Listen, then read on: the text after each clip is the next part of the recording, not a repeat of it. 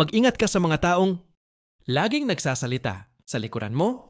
Yan ang mga taong hindi dapat pagkatiwalaan sa harap mo. At huwag mong bigyan ng importansya ang mga taong pinag-uusapan ka sa talikuran.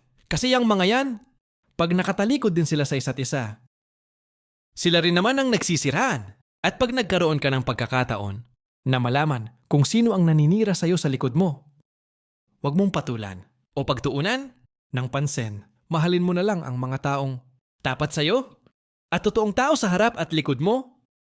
Kaya dapat mag-ingat sa pinakikisamahan. Sa likod ng halakhak at ngiti, maaaring may puso ng taong nagbabalat kayo.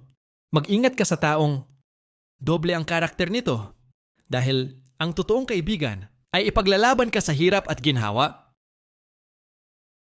Pag nakatalikod ka na, pag nahanap mo na yon, pagkaingatan mo.